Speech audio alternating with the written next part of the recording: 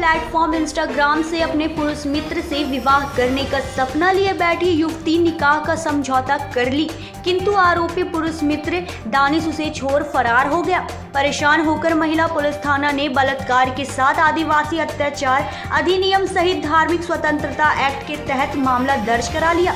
मध्य प्रदेश के सतना जिले की रहने वाली आरती काल्पनिक नाम इंस्टाग्राम में ही मंडला के दानिश से प्यार कर बैठी। पीड़िता के अनुसार वह पिछले 8 महीने में 2 से 3 बार मंडला अपने प्रेमी आरोपी के कहने पर आई और एक होटल में दोनों ने साथ जीने मरने की कस्में खाई। पीड़िता ने बताया कि आरोपी ने उससे विवाह करने का वादा किया और अपने परिवार के कारण पहले आधार कार्ड में पीड़िता का हिंदू नाम संशोधित कराया और निकाह करने का वादा किया, लेकिन उसके बाद ही आरोपी ने निकाह नहीं किया और पिछले 2 माह से फोन नहीं उठा रहा, ना ही मिल रहा है। पीड़िता ने अपने शोषण की प्रथम शिकायत महिला थाना मंडला में की, जहां प्रकरण सिक्योरिटी एक्ट, धार्मिक स्वतंत्रता अधिनियम तथा आईपीसी की धारा 376 के तहत दर्ज करा लिया गया है। पीड़िता के न्यायालयीन कथन हो चुके हैं। मंडला से पवन राय की रिपोर्ट। हम लोग की बात हुई थी इंस्टाग्राम में। बात करने के बाद दानिश ने हमें प्रपोज किया था। प्रपोज करने के बाद ऐसे बातचीत होने लगी, नंबर पे भी बातचीत होने लगी हमारी और दानिश की।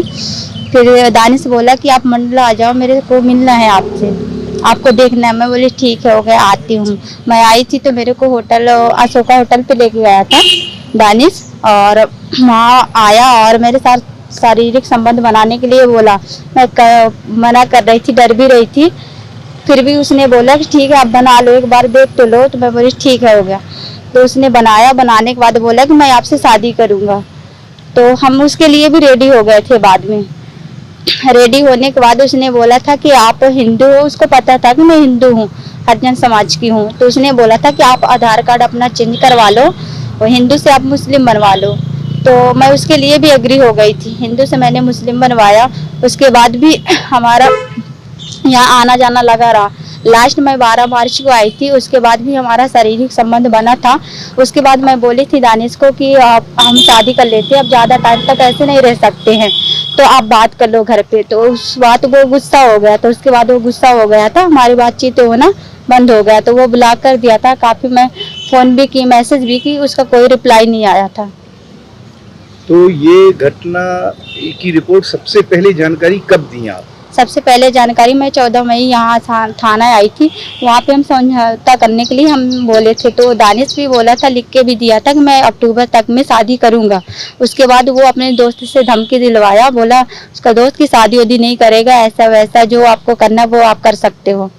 आधार कार्ड में चेंज आपने किसी दबावश कराया, किसी ने जबरदस्ती की तब कराया कि नहीं, दानिश के कहने पे मैं आधार कार्ड चेंज करवाई थी, क्योंकि वो बोला था कि मैं आपसे शादी कर लूंगा, क्योंकि आप हिंदू हो तो हमारे घर वाले परमिशन नहीं देंगे, नहीं मानेंगे, इसलिए मैं हिंदू से मुस्लिम बन गई। तो आधार कार्ड भर में चेंज कराया कि धर्म भी चेंज कर लिया? नहीं, आधार कार्ड बस चेंज करवाने के लिए बोला था। बोला शादी में धर्म में परिवर्तन हो जाता है, शादी में जब निकाह होता है। तो आप निकाह के पक्षधर थी?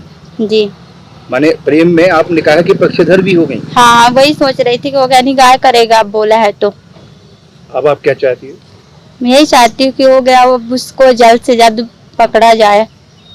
कल तो मैडम आपने जो बयान दिए थे तो वो तो उसके पक्ष में दिए थे कि हमारी शादी के लिए उस टाइम पे उस शादी के लिए मैं वेट कर रही थी उसका। काफी मैं फोन भी की, कॉल भी की, कोई रिप्लाई नहीं आया, और काफी ज्यादा मेरी तबीयत भी खराब हो गई थी। इसकी वजह से उस टाइम वो मुझे समझ में नहीं आ रहा था कि मैं क्या बोलूं।